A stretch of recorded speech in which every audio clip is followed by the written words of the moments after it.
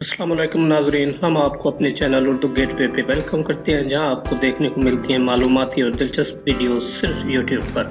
अगर आपने अभी तक हमारा चैनल सब्सक्राइब नहीं किया तो अभी सब्सक्राइब करें और बेल आइकन को क्लिक करके हमारी लेटेस्ट वीडियोस के बारे में अपडेट रहिए। सब्सक्राइब कीजिए और हम आपको लिए चलेंगे आपकी फेवरेट वीडियो की तरफ। Thanks for watching.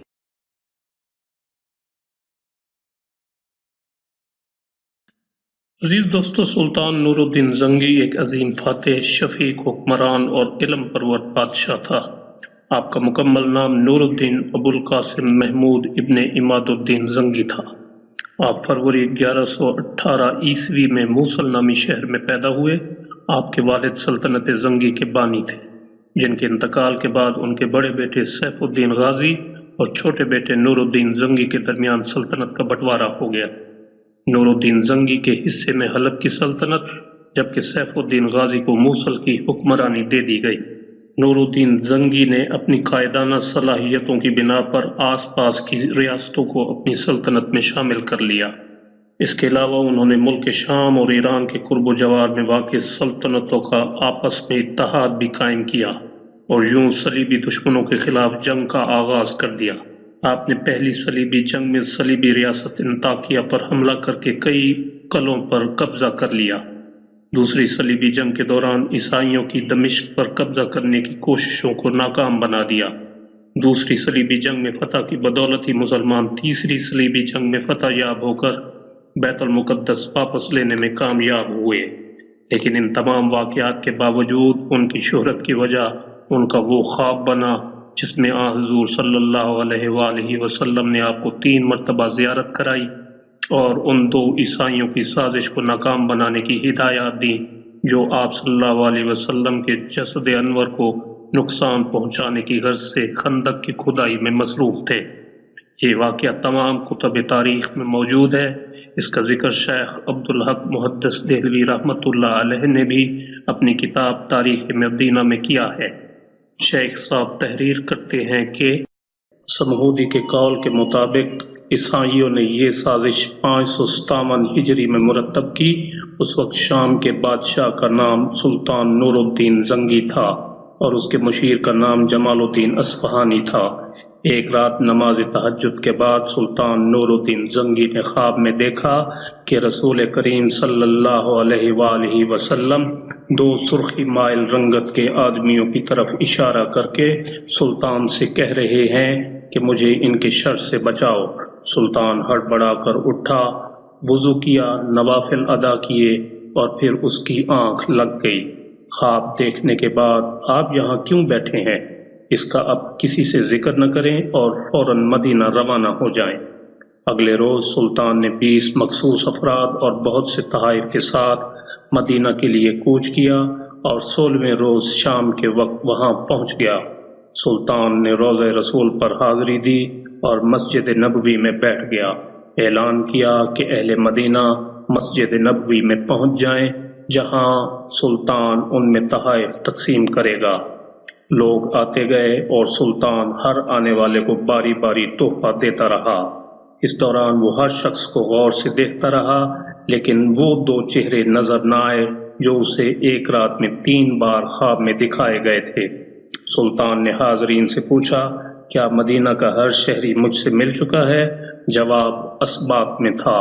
सुल्तान ने फिर पूछा, क्या तुम्हें यकीन है कि हर शहरी मुझसे मिल चुका है? इस बार हाजरीन ने कहा, सिवाय 2 आदमियों के। राज तकरीबन फाश हो चुका था।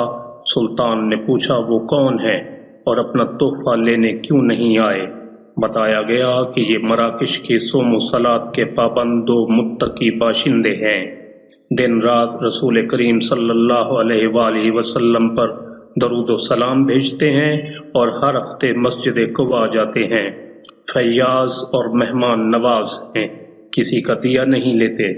सुल्तान ने कहा, सुबहान अल्लाह, और हुक्म दिया कि इन दोनों को भी अपने तहाइफ वसूल करने के लिए फौरन बुलाया जाए। जब उन्हें ये खसूसी पैगाम मिला तो उन्होंने कहा, अल्हम्दुलिल्लाह, हमारे पास अल्लाह का दिया सब कुछ है और हमें किसी तोहफे तहाइफ या खैर खैरात की हाजत नहीं। जब यह जवाब सुल्तान तक पहुंचाया गया तो उसने हुक्म दिया कि इन दोनों को फौरन पेश किया जाए। حکم کی تعمیل ہوئی، ایک جھلک ان کی شناخت کے لیے کافی تھی، تاہم سلطان نے اپنا غصہ قابو میں رکھا اور پوچھا تم کون ہو، یہاں کیوں آئے ہو؟ انہوں نے کہا ہم مراکش کے رہنے والے ہیں، حج کے لیے آئے تھے اور اب روضہ رسول کے سائے میں زندگی گزارنا چاہتے ہیں۔ سلطان نے سختی سے کہا کیا تم نے جھوٹ بولنے کی قسم کھا رکھی ہے؟ اب وہ چپ رہے۔ سلطان نے حاضرین سے پوچھا یہ کہاں رہ رہے ہیں؟ بتایا گیا کہ روضہ نبوی کے بالکل نزدیک ایک مکان میں جو مسجد نبوی کے جنوب مغرب میں دیوار کے ساتھ تھا۔ سلطان فوراً اٹھا اور انہیں ساتھ لے کر اس مکان میں داخل ہو گیا۔ سلطان مکان میں گھومتا پھرتا رہا، اچانک نئے اور قیمتی سامان سے بھرے ہوئے اس مکان میں اس کی نظر فرش پر پڑی ہوئی ایک چٹائی پر پڑی۔ نظر پڑنی تھی کہ دونوں مراکشی باشندوں کی ہوائیاں اڑ گئیں۔ سلطان نے چٹائی اٹھائی، اس کے نیچے ایک تازہ کھودی ہوئی سرنگ تھی۔ سلطان نے گرج کر کہا کیا اب بھی سچ نہ بولو گے؟ ان کے پاس سچ کے سوا کوئی چارہ نہ تھا۔ انہوں نے اعتراف کیا کہ وہ عیسائی ہیں اور ان کے حکمران نے انہیں بہت سا مال و زر اور ساز و سامان دے کر حاجیوں کے روپ میں مراکش سے اس منصوبے پر حجاز بھیجا تھا کہ وہ کسی نہ کسی طرح رسول کریم صلی اللہ علیہ وآلہ وسلم کا جسد اقدس روضہ مبارک سے نکال کر لے آئیں۔ اس ناپاک منصوبے کی تکمیل کے لیے انہوں نے حج کا بہانہ کیا اور اس کے بعد روضہ رسول سے نزدیک ترین جو مکان کرائے پر مل سکتا تھا وہ لے کر اپنا مذموم کام شروع کر دیا۔ ہر رات وہ سرنگ کھودتے جس کا رخ روضہ مبارک کی طرف تھا اور ہر صبح کھودی ہوئی مٹی چمڑے کے تھیلوں میں بھر کر جنت البقیع لے جاتے اور اسے قبروں پر بکھیر دیتے۔ انہوں نے بتایا کہ ان کی ناپاک مہم بالکل آخری مراحل میں تھی کہ ایک رات موسلا دھار بارش کے ساتھ ایسی گرج چمک ہوئی جیسے زلزلہ آ گیا ہو، اور اب جب کہ ان کا کام پایہ تکمیل کو پہنچنے والا تھا تو سلطان نہ جانے کیسے مدینہ پہنچ گئے۔ سلطان ان کی گفتگو سنتے جاتے اور روتے جاتے اور ساتھ ہی فرماتے جاتے کہ میرا نصیب کہ پوری دنیا میں سے اس خدمت کے لیے اس غلام کو چنا گیا۔ سلطان نور الدین زنگی نے حکم دیا کہ ان دونوں کو قتل کر دیا جائے اور روضہ مبارک کے گرد ایک خندق کھودی جائے اور اسے پگھلے ہوئے سیسے سے پاٹ دیا جائے تاکہ آئندہ کوئی بدبخت ایسی مذموم حرکت کے بارے میں سوچ بھی نہ سکے۔ یہ واقعہ 558 ہجری بمطابق 1142 عیسوی کا ہے۔ سلطان نے روضہ مبارک کے قریب ایک چبوترا بھی بنوایا تاکہ اس پر ان قبور کی حفاظت کے لیے ہر وقت پاسبان موجود رہیں۔ یہ چبوترا اب بھی موجود ہے اور باب جبریل سے داخل ہوتے ہی دائیں جانب ہے۔ مصر پر قبضہ کرنے کے بعد نور الدین نے بیت المقدس پر حملہ کرنے کی تیاریاں شروع کر دیں۔ بیت المقدس کی مسجد عمر میں رکھنے کے لیے اس نے اعلیٰ درجے کا ممبر تیار کروایا۔ اس کی خواہش تھی کہ فتح بیت المقدس کے بعد وہ اس ممبر کو اپنے ہاتھوں سے رکھے گا، لیکن خدا کو یہ منظور نہ تھا۔